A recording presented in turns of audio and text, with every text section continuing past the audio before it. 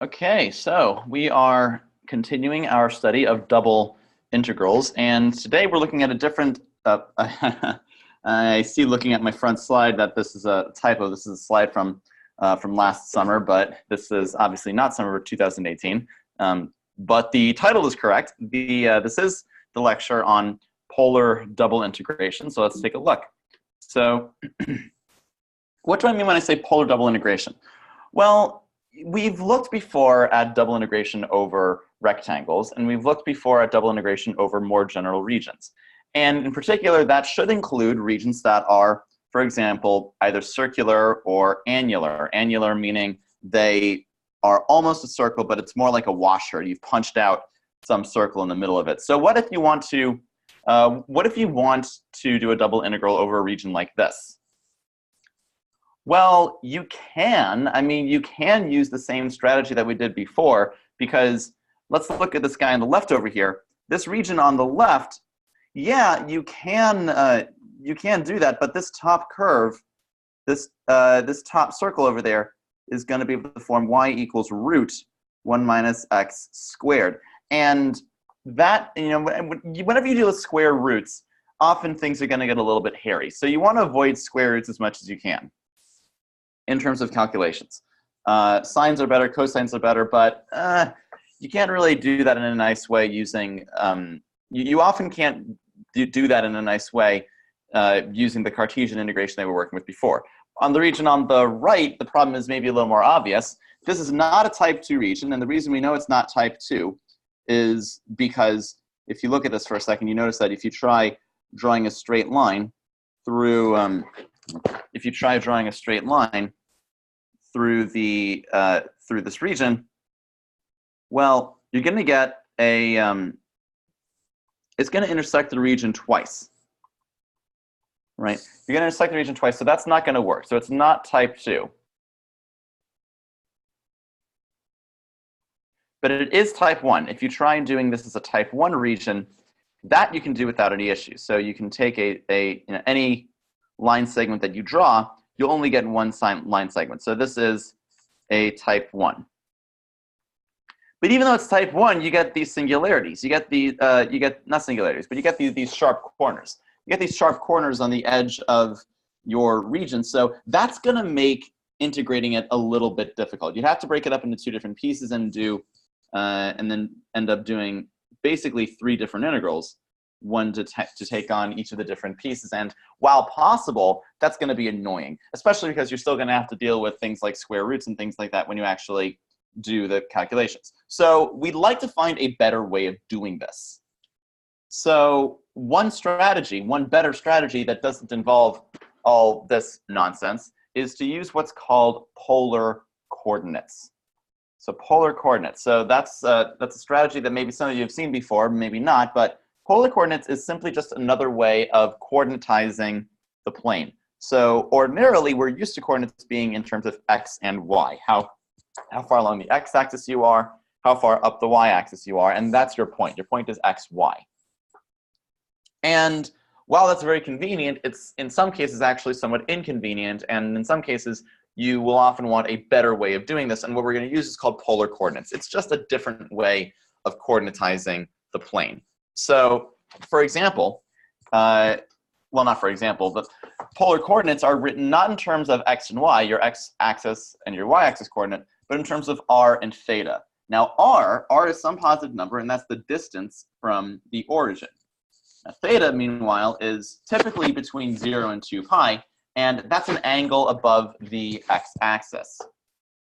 Specifically, it's the counterclockwise angle from the positive x-axis. So in the image on the left, the image on the right, you see that this point has a distance r from the origin. That's what this r here represents. That's the distance from the origin, distance r.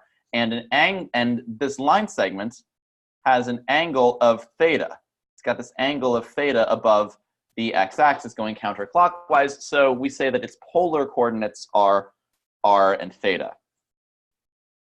Now, of course, you want some nice geometric and algebraic equations to go back and forth between them in order to make calculations easier. So here are those equations. X, you see that x is this side of this triangle, this right triangle, And that's going to be r times cosine theta. So x is the adjacent, so that x is r cosine theta. Similarly, y is r sine theta.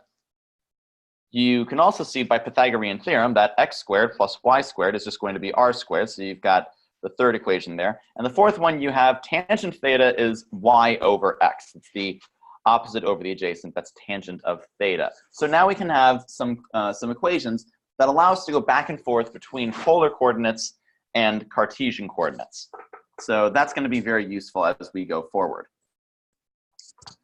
Now Cartesian rectangles, we saw those before. Those are those are regions in R2 that are written as AB times CD. So all x is between A and B, these constants A and B. All y is between these constants C and D. Now, similarly, we're going to refer to what's called a polar rectangle. A polar rectangle is the same exact thing in polar coordinates. And what exactly does that mean? Well, before I answer this question, what is the area of a polar rectangle, I want to look at some examples of polar rectangles.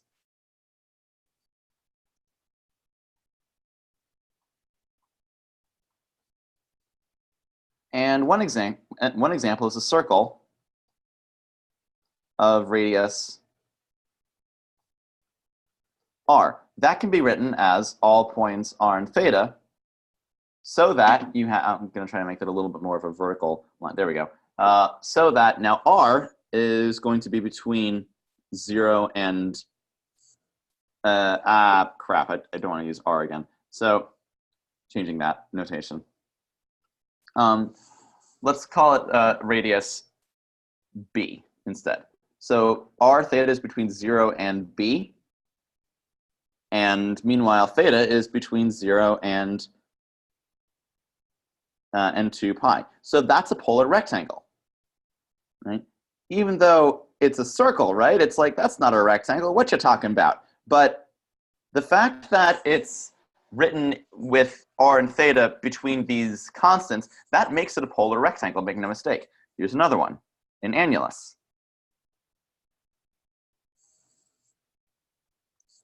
Or maybe let's say a half annulus. And I think annulus actually has 2 ends in it.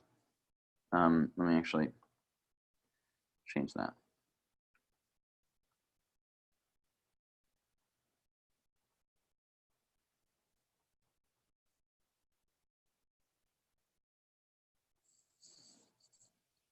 And what would that be? So that would be all r and theta, so that let's say that our half annulus looks something like this. You've got your lower half circle at A and your upper half circle at B, for example. That's A. So here is our circle from before, and here is our annulus. That's A, and that's what's known as a half annular region. So, and what exactly would that look like? Well, in terms of polar coordinates, you would write that as r is between A and B, because all values of r are going to be between, are going to have distance between A and B from the origin. And the angle, meanwhile, is going from 0 if you're on the positive x-axis, all the way up to pi when you're in the upper half plane. So theta is between 0 and pi.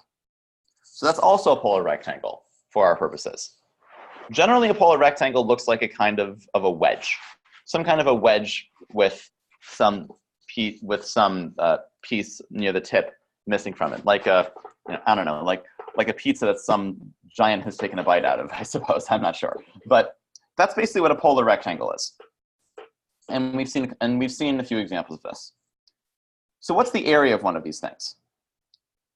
So so let me actually do an easier question. So suppose, for example, that we've got, suppose that, just as an easy case, that R is a polar rectangle for R theta, so that you have 0 going from R going to B and 0 going from theta beta. So that's going to look something like this. You've got your coordinates. Here's your point B, B. So you've got a circle here, and your sort of a circle, kind of a cruddy circle. So let me actually try and make that a little bit better. So that's a bit better. So here's your region R. R is that thing. All right. So here's R. And I want to know what the area of that thing is. So this angle, by the way, that angle is an angle of theta. Well, okay, here's a silly point. For theta, if theta is 2 pi, well, that means theta is going all the way around. So R is actually a circle.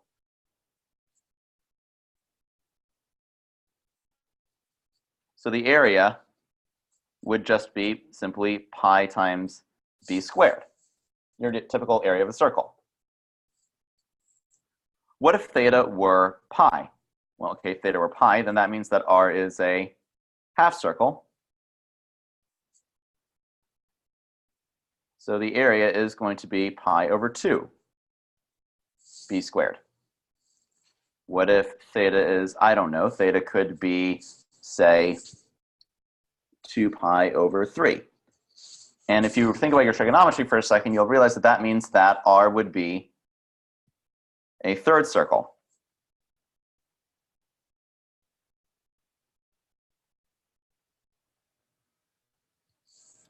So the area in that case would be pi over 3 b squared. And we're starting to see a pattern here. So you've got 2 pi gives us an area of pi b squared. Pi gives us an area of pi over 2b squared.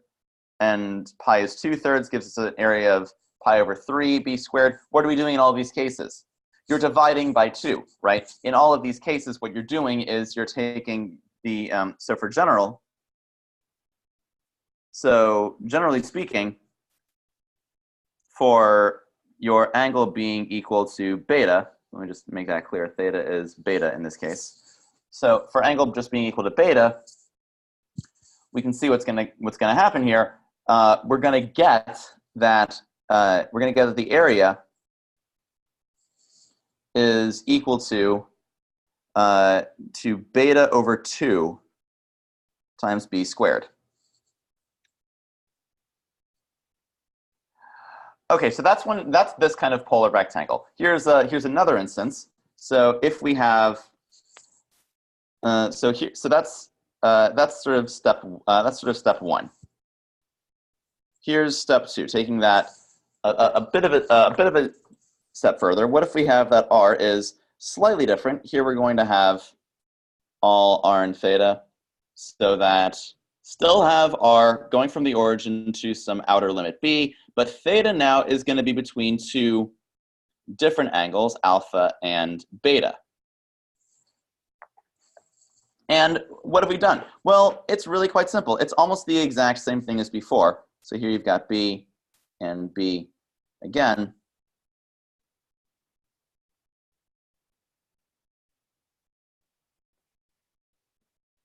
So here's R, and in this case, this is alpha, and the larger angle is beta. It's pretty much the exact same thing. You've just rotated it by a factor of alpha. So all that this is, the area in this case, maybe you can see this pretty quickly. The actual angle. Actually, let me write it this way. The angle of the wedge is just beta minus alpha, right? That's that beta minus alpha. Let me, I'll draw that in pink so you can see. I'm talking about this angle specifically. That's just going to be beta minus alpha.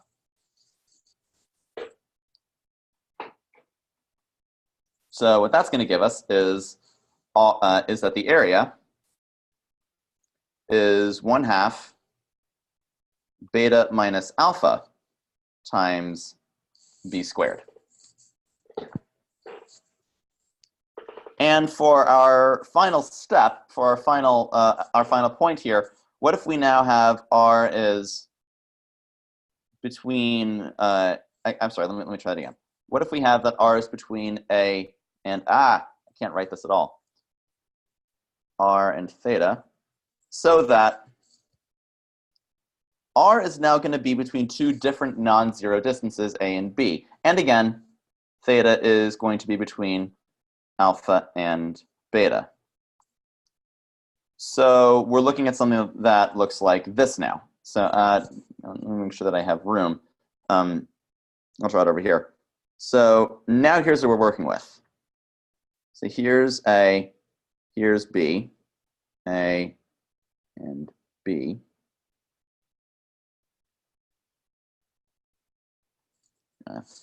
Large circles are so difficult to draw. And meanwhile, let's say that we've got, there's the angle of beta, and here's the angle of alpha. So our region, in this case, is here. That's our region R.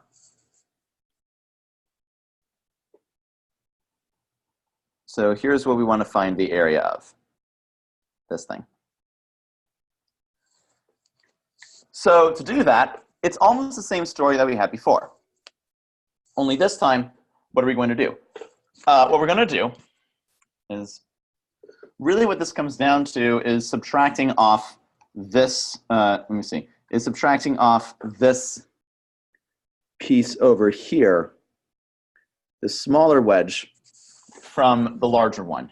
And that area we know, pardon me, so the area,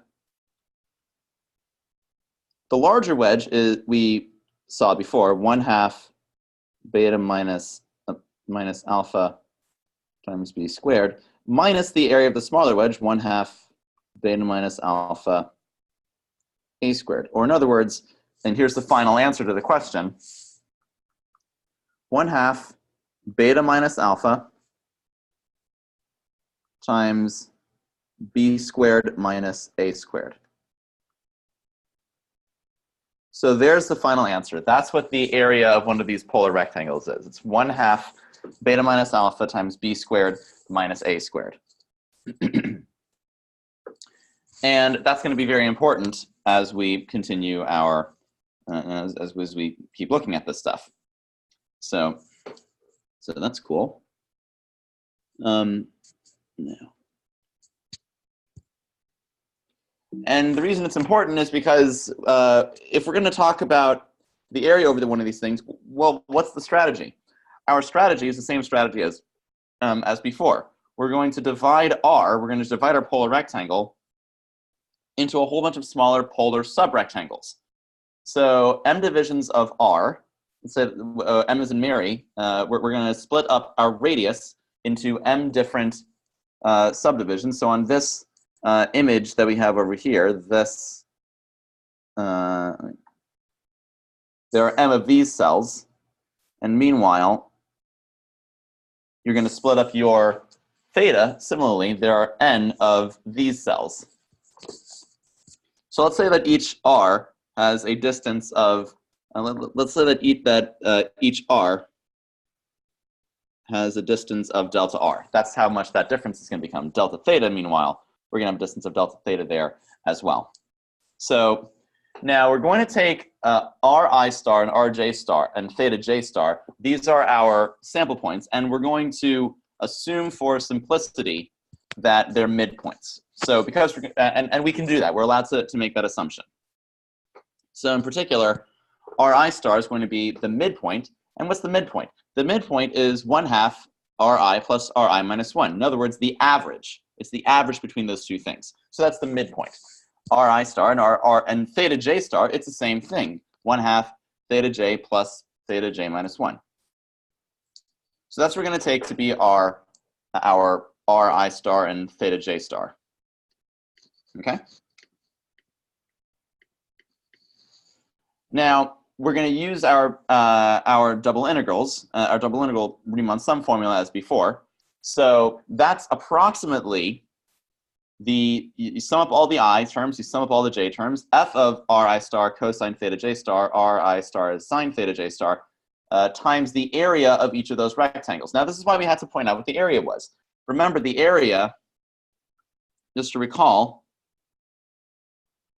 as an aside, that the area, if R is all R and theta, so that R is between A and B, and theta is between alpha and beta, then what that's going to give us is that the area, we said, is 1/2 beta minus alpha b squared minus a squared. Now apply that in this case, we have R is between Ri1, I minus 1 to Ri, and theta is between theta j minus 1 to theta j. So using that formula, so here you've got our A and B, your alpha and your beta. Using the same exact idea, you just apply the formula directly. Now factoring Ri squared minus Ri minus 1 squared into the perfect squares, what does that become? 1/2 Ri plus Ri minus 1 times Ri minus Ri minus 1 times theta j minus 1. But if you stare at that for a second, you'll recognize a couple of these terms. Ri minus 1, we know what that is. That's delta R. Theta j minus 1, we know what that is too. That's delta theta. And meanwhile, Ri plus Ri minus 1 divided by 2, that's Ri star. That whole thing. So together, that's just Ri star times delta R, delta theta.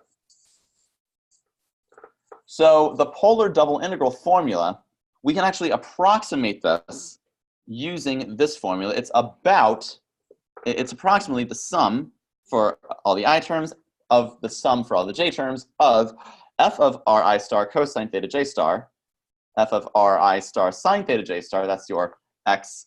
You can think about this guy over here as your xij star and your yij star times Ri star delta R delta theta. All right.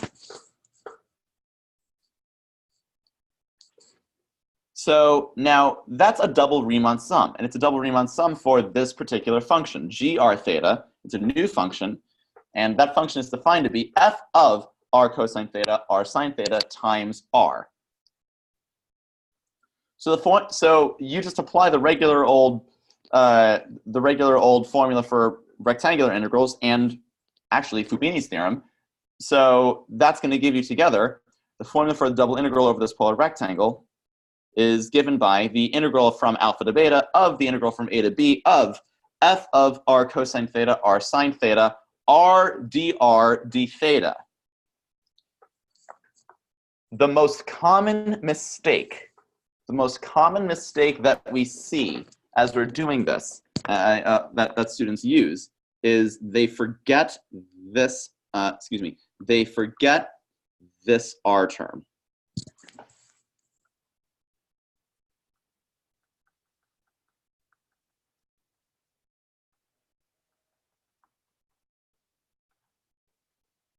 So remember that term. That r is very easy to forget, but it's important. What we get in this case is that dA. So what we get in this case is that this small change in area, you can write this as dx dy, but that's the same thing as r dr d theta. And don't forget that because that's very important. Okay. So now what if you have, now let's do an example of this. Let's say that we're going to evaluate the double integral over r of 3x plus 4y squared dA. R is the region between these circles, x squared plus y squared equals 1 and x squared plus y squared equals 4 in the upper half plane. Now, your step 0 the first thing you should do whenever you do any of these things is draw the picture. And I've made this point before, but it's even more crucial that you do this now in this unit than it ever was before, because if you can't see and visualize what it is that you're trying to do, you're sunk. Because, you know, not to be a little dramatic, but it's true. This is an extremely visual course. Even though that's just a string of symbols, you need to understand what these figures look like, and you know, as you're trying to do this problem. And the only way you can do that for most people is to actually draw the figure in question. So always, always, always draw it first. Now, in this case, what do we know? We know that we've got x squared plus y squared equals 1. And on the outside, you've got x squared plus y squared equals 4, or in other words, a radius of 2. So in this case, the inside radius is 1, and the outside radius is 2. And we're interested in this region in the middle. It's an annulus. It's an annulus between these things. But then it says in the upper half plane. Oh, sorry. The next thing that it tells us is in the upper half plane. And because we're working in the upper half plane, that changes the story a little bit. We're not looking at the entire annulus. We're only looking at the upper half plane. So really what we want is this piece up here. So this is the region that we're interested in, and that's where we're going to actually integrate over. So that's our region D. And what is D? Well, at this point, we can a little more confidently write down in polar coordinates what D is. Its all terms are in theta, so that you have, now R, what's R? R is between 1 and 2, and theta is between 0 and pi. So that's where we're going to have to integrate. We're going to have to integrate over that region. Now we can go to what's more traditionally step 1, which is to write the integral.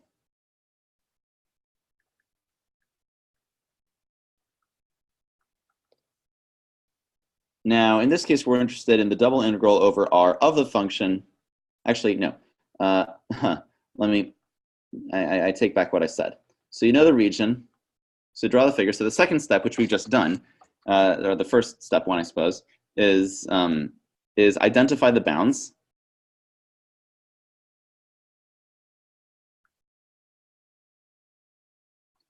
And in this case, the bounds are on R and theta, which we just found. And now we can say that the second thing we're going to do is express the function, aka the integrand,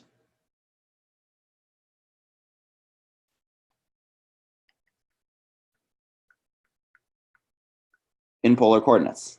Now, a lot of students forget to do this as well. They forget to do this, and because they forget to do this, they'll get some very strange, very wrong answer. So to express the function in polar coordinates, our function fxy is 3x plus 4y squared. And if you write that in polar coordinates, what's that going to become? 3r cosine theta plus 4r squared sine squared theta. All right, so that's our region. That's what we're, not the region, I'm sorry. That's our function. And now we're actually ready to solve the thing. Double integral over R of 3x plus 4y squared dA. That's going to become the integral from 0 to pi of the integral from 1 to 2 of 3r cosine theta plus 4r squared sine squared theta times r, you have to multiply the whole thing by r, like I said, dr d theta. Continue along. Integral from 0 to pi. Integral from 1 to 2. You actually expand that a little bit and simplify that inside. You get 3r squared cosine theta plus 4r cubed sine squared theta. D, and it's a strange d. dr d theta. And what's that? That is going to be the integral from 0 to pi of r cubed cosine theta plus r to the 4th sine squared theta from r equals 1 to r equals 2 d theta. Writing that another way, integral from 0 to pi of 8 cosine theta plus 16 sine squared theta.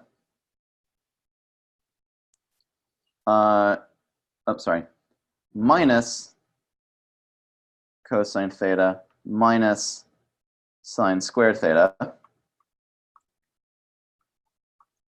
d theta, which is the integral from 0 to pi of 7 cosine theta plus 15 sine squared theta d theta.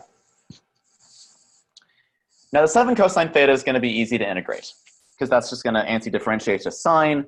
7 sine theta, sine at pi and 0 is both 0, so eventually this cosine theta term is going to vanish. It's going to go to 0. What about the sine squared term? Now that's a little more tricky. And we're going to use a trig identity. And here's the trig identity we're going to use, which is that sine squared theta is equal to 1/2 of 1 minus cosine of 2 theta, which is much easier to integrate. So we're going to put that aside. We're going to use that now.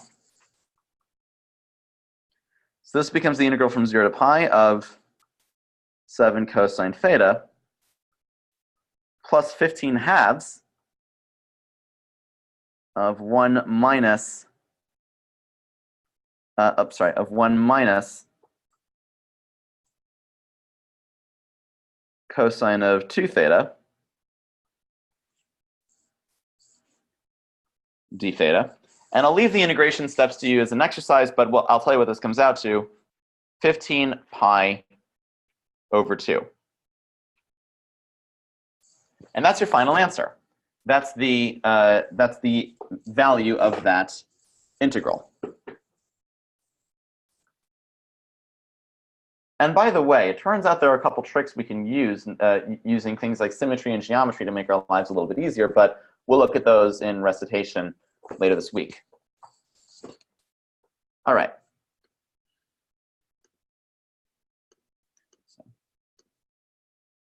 What if you want to find the volume of the solid bounded by z equals 1 minus x squared minus y squared and the xy plane? Z equals 1 minus x squared minus y squared. What is that? You think about that for a second and you realize what that is. That's going to be an elliptic paraboloid, right?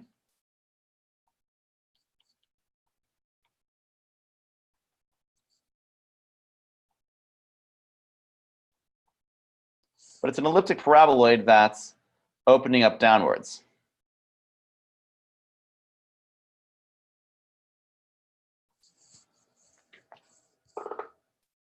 So how do we find that volume? Well, the volume is the double integral over r of that surface, 1 minus x squared minus y squared dA, and r is the region in the xy plane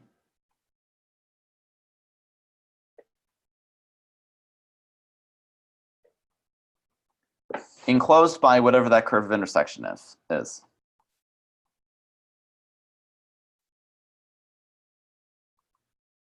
I'll draw the figure for you so you can see what I'm talking about. So basically, what we're dealing with here, you've got your elliptic paraboloid, and you've got your z-axis, your y-axis, and your x-axis. And because of that, and you've got some region in the xy plane that's enclosed by that surface. And here's that region. It's this guy down here. So when we're talking about r, that's what we're talking about. So how do we find that? Well, if we're going to blow that up in the xy plane itself,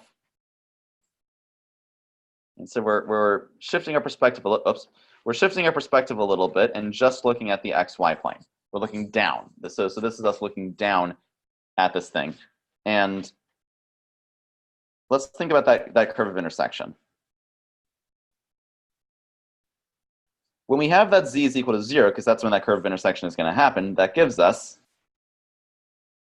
that 0 is equal to 1 minus x squared minus y squared. Or in other words, x squared plus y squared equals 1. So in other words, R, our polar rectangle, it is all points x and y, all points x and y, so that x squared plus y squared is less than or equal to 1. Less than or equal to because you could be inside of this circle. In polar coordinates, that's going to translate to all polar coordinates r and theta, so that theta is between 0 and 1. Sorry, r is between 0 and 1, excuse me, and theta is between 0 and 2 pi. Now we're going to use polar coordinates to solve this. So now by the way, can you use Euclidean coordinates to solve this? Yes, you can. It's not necessarily easier, but you can do it both ways. We're going to do the polar approach to see what this looks like. Here, the integral is going to become going from 0 to, I'm sorry, not pi, 2 pi. Integral from 0 to 1 of 1 minus, now x squared minus y squared. So that's going to become 1 minus r squared, right? So note that, and why is that? Where's that coming from? Well, that's because 1 minus x squared minus y squared is 1 minus x squared plus y squared, of course. X squared plus y squared is just r squared, so that's 1 minus r squared. R dr d theta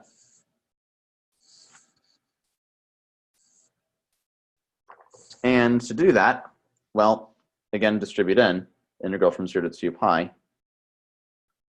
integral from 0 to 1 of r minus r cubed dr d theta. Now, it turns out this is an example of a separable function. Because notice, this depends only on r, not on theta. Effectively, theta is, this whole thing is being multiplied by a constant function of theta. That constant in question is 1. To put this another way, you can re-express this, because you can apply Fubini's theorem directly in this case, because all we're doing is just symbolic integration with constant bounds. And when you're working with symbolic integration with constant bounds, that's rectangular integration. You can use Fubini's theorem, no problem. So we can write that as the integral from 0 to 1, integral from 0 to 2 pi, r minus r cubed, d theta dr, and there are no theta terms in there. So this automatically becomes the integral from 0 to 1. Since there are no theta terms, that's just theta multiplied by that whole big constant in theta, going from 0 to 2 pi. So that's just 2 pi times r minus r cubed dr.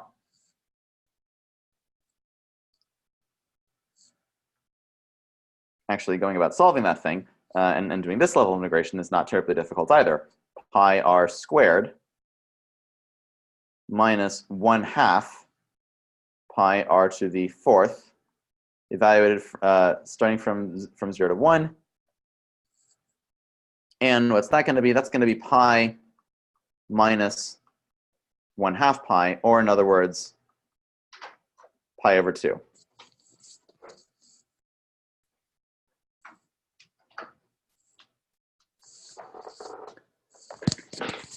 So that's about it. That's about really all that this comes down to.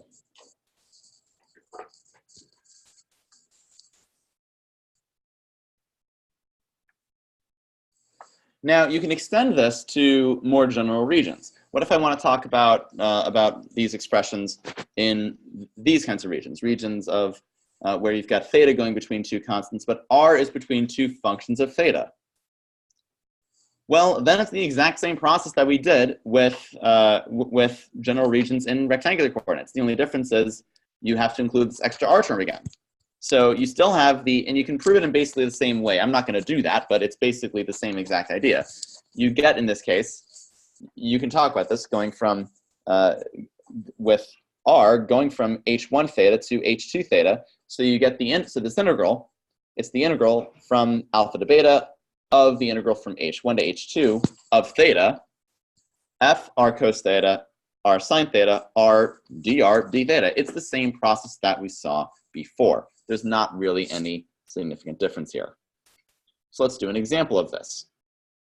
So the problem is we want to find the area enclosed by a single loop of this 4-leaf rose. The rose is given by r equals cosine of 2 theta.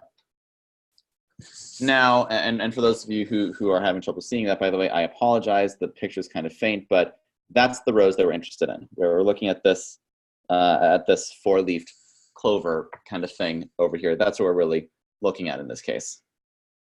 So the question we should ask ourselves is, okay, well, for what angles of theta is a single loop of this rose going to be traversed? Well, let's think about what happens at r of 0. R of 0 means you're at cosine of 0 equals 1, which puts us over here. R of, what's the next thing you're going to be thinking of? R of, I don't know, a small number is going to, I don't know, okay, forget that. The better question is, when is it 0? It's 0 at when cosine of 2 theta is equal to 0. Or in other words, when theta is equal to pi over 4 or negative pi over 4. Why is that? Well, as theta is your angle is going from 0 to something else, you're going along in this direction, but eventually you're going to hit 0 once you get to this angle of pi over 4.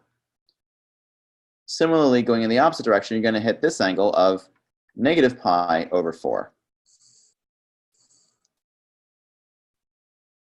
So here's the loop of the rose that we should be considering.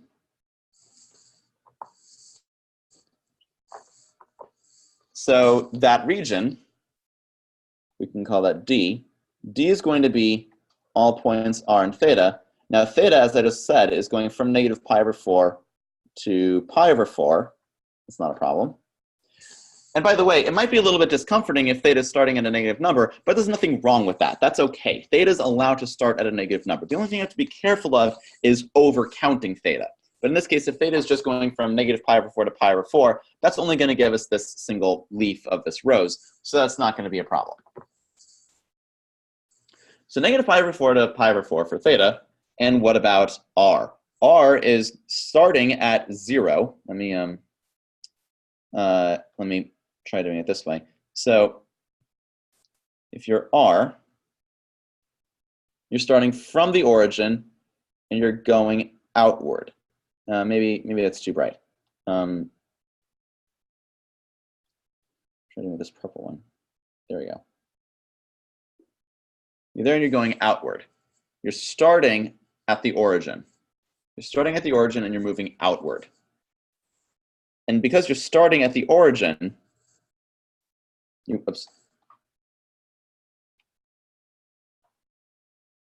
or starts at 0, but it ends up at that curve. And what is that curve? It ends at the curve cosine of 2 theta. So the volume, or sorry, not the volume, the area, using our point from last time, the area is going to be the integral,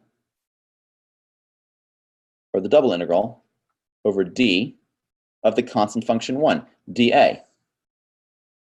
So to set this up, that's just going to be integral from negative pi over 4 to pi over 4 of the integral from 0 to cosine of 2 theta. The constant function is 1, so this becomes dr d theta, right? No, I made a mistake here, quite deliberately. The mistake that I made was, well, wait a minute. If we're going into polar coordinates, you have to include an extra factor of r to account for the fact that as you get further and further from 0, this d theta is going to become longer and longer and longer. So you have to include that r. That's not negotiable.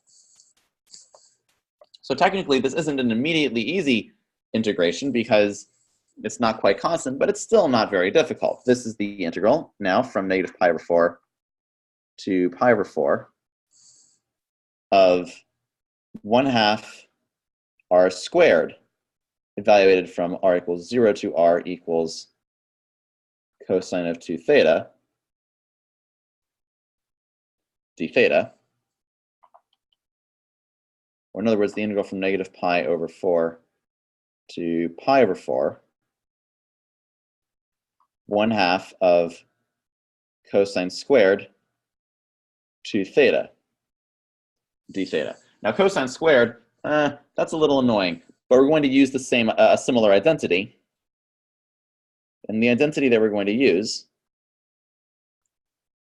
is cosine squared. I can't use theta because I already used it, so I'm going to say cosine squared of, I don't know, x. Cosine squared of x is just 1/2 1 plus cosine of 2x.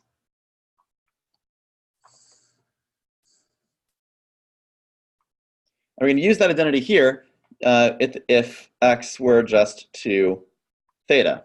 That's fine, you're allowed to do that. Of course you're allowed to do that. So that's going to become 1/2 of, actually, not 1/2. Let me try it again. Integral of negative pi over 4 to pi over 4 of 1/4 of 1 plus cosine of 4 theta d theta. Or in other words, 1/4 pi over 4 plus pi over 4 plus 1/16 sine of 4 theta from theta equals negative pi over 4 to theta equals pi over 4. But that's going to be sine of pi and sine of negative pi. That's 0 in both cases. So this whole thing here is going to go to 0. So this ends up as 1/4 times pi over 2, or in other words, pi over 8. That's the area of a single leaf of this rose. Okay. Questions so far?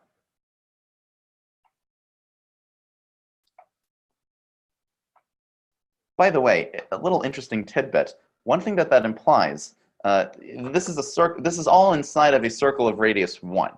A circle of radius 1 has an area of a circle of radius 1 has an area of pi, right? That's 1/8 of that circle. What that means in particular is that this rose leaf, I'm scribbling in yellow over here, this leaf of this rose, well, there are 4 of those, and there are 4 of these pink sort of star-like wedges. I don't really know what you would call these, but there are 4 of these, and so all 4 of those roses together form 1/2 of that circle, and so does these pink star pieces. So interesting little tidbit, these 2 objects over here, these 2 shapes are of the exact same area. Funny how that works. I don't know. I just thought it was a cool little aside that, yes, you can show some kind of funny geometric odds and ends. And also, it's a pretty picture.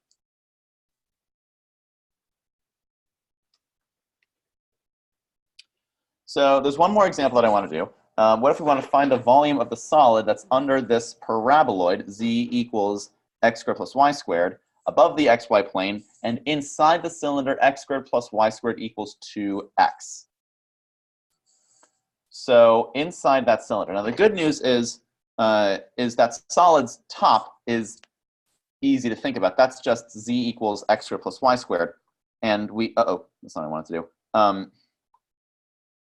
So z equals x squared plus y squared.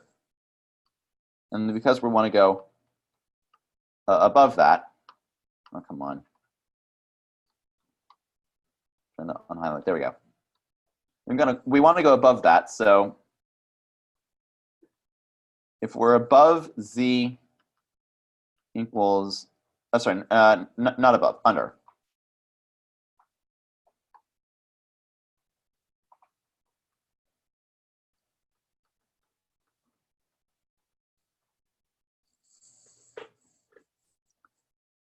That's an upward paraboloid.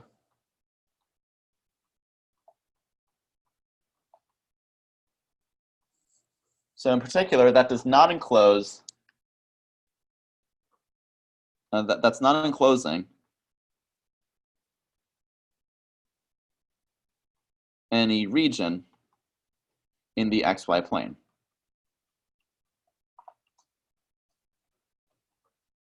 Right? And you can see that if you think about this being your paraboloid, albeit a poorly drawn one.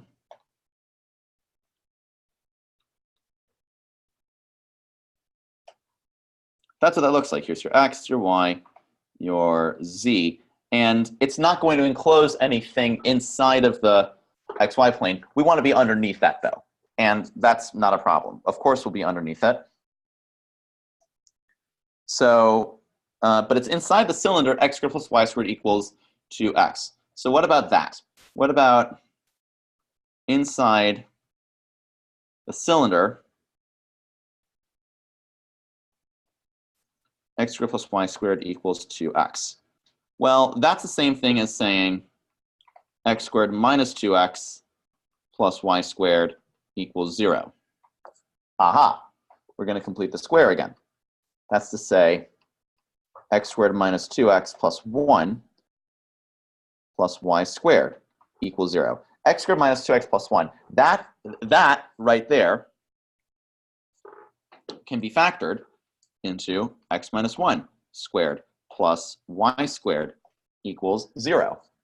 So that's a circle. I'm sorry, not zero. Oh, geez, Louise. I'm getting my constant solves. I broke the golden rule of mathematics. Do unto one side what you do unto the other. It equals 1. So it's a circle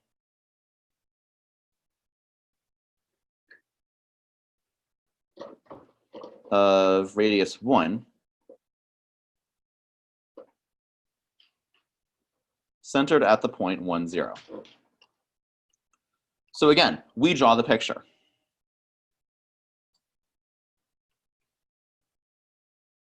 And if we draw the picture, what's this going to look like?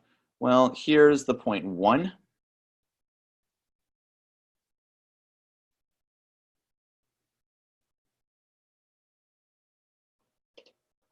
So your circle is going to look something like this. So here's our region. We want to integrate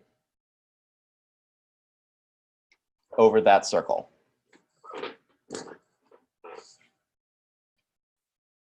Okay, so we want to integrate over that circle. Great. How are we going to do that? Well, keep in mind, here's basically what our strategy is. We want to, first of all, identify what the inside and outside bounds are for r and theta. So if this is our region D, we want to be able to say what D is.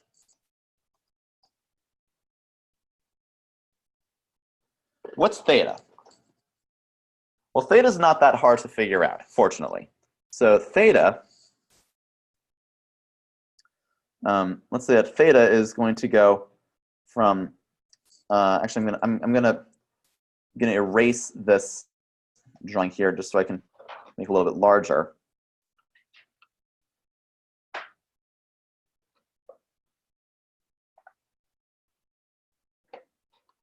One second.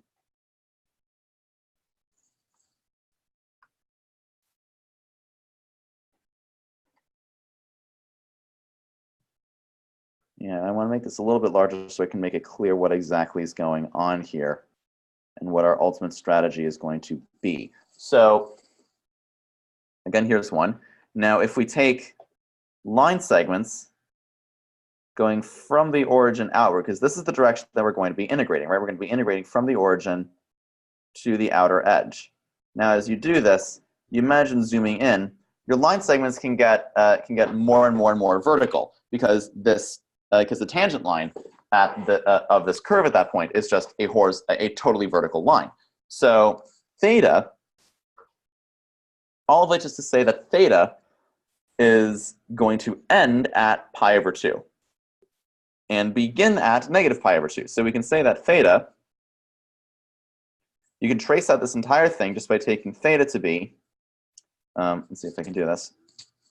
So there you go, negative pi over 2 is less than or equal to theta, which is less than or equal to pi over 2. That will trace out this entire circle. But what's this outer boundary? What's this outer curve? Well, that curve was given by x squared plus y squared equals 2x. In polar coordinates, you can write that as r squared equals 2r cosine theta.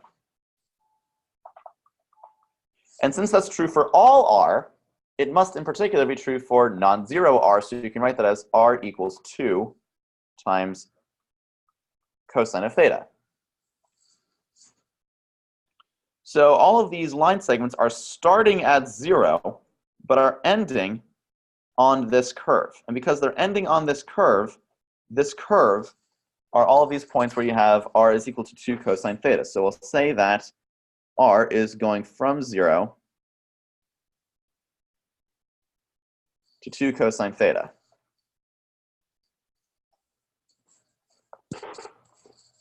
So with all that in mind, we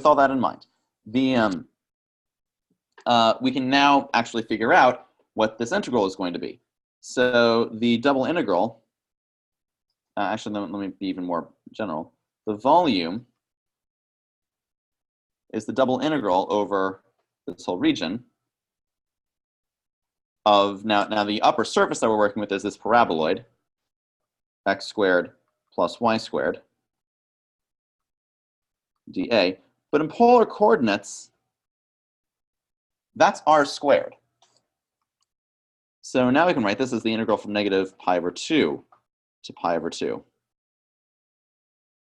of the integral from 0 to 2 cosine theta of r cubed, because you multiply by an extra factor of r, dr d theta. So that's going to become equal negative pi over 2 to pi over 2 of 1/4 r to the 4th from r equals 0 to r equals 2 cosine theta d theta. And that is going to be 1/4. Actually, it's going to, 2 to the 4th is 16. So it's actually going to be, let me actually undo that. The integral from negative pi over 2, pi over 2, excuse me. Pi over 2 of 4 cosine to the 4th theta d theta. Now that's a tricky integral potentially, but it's not terrible if you're very careful. In particular, what can you do? Well, there are a couple different strategies we can use here.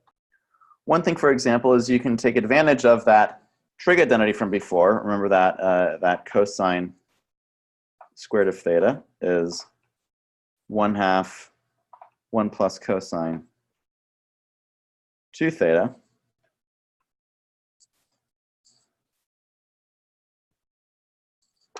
So that's going to become the integral from negative pi over 2 to pi over 2 of 2 times 1 plus cosine of 2 theta squared d theta.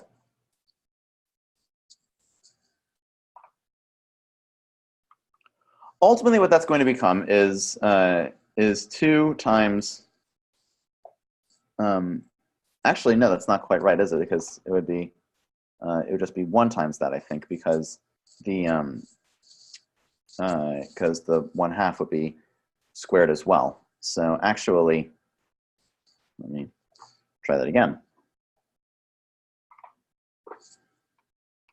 It would actually just be the integral from negative pi over 2 to pi over 2 of 1 plus cosine of 2 theta squared d theta. Unfortunately, I have to erase this bottom row here to make space for the last couple steps of the calculation. Hopefully you're watching this and not just reading the slides. Because if you just read the slides, then at this point, that's going to become a very bad studying strategy at this point in the semester.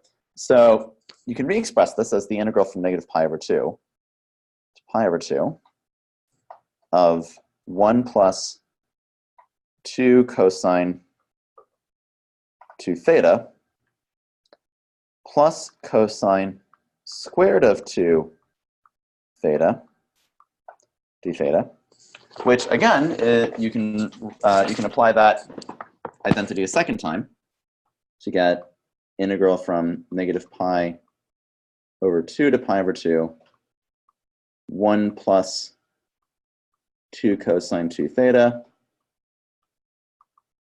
plus 1/2 1 plus cosine of 4 theta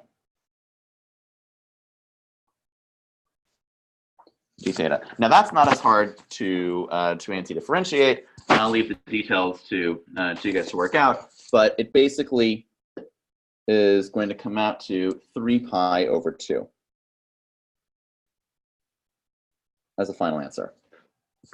And if you're not confident in that, then just do the anti-differentiation. At this point, it's really not difficult. It's just a basic U substitution inside each of those terms.